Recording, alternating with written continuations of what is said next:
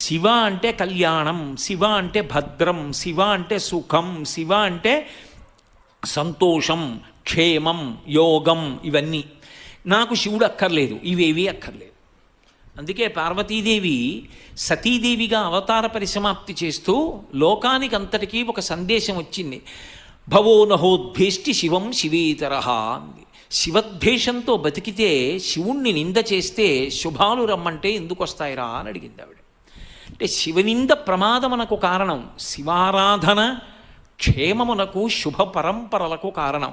శివుడు అన్న మాటకు అర్థం ఏమిటంటే ఎప్పుడూ మంగళములను చేయుట తప్ప అసలు అమంగళము చేయుట అన్నది ఆయన యొక్క విశేషముగా ఎన్నడూ ఉండనివాడు. అందుకే మీరు జాగ్రత్తగా గమనిస్తే ఏ దేవతా స్వరూపానికి లేనటువంటి పేరు ఒక్క శివుడికే ఉంటుంది, సదాశివ.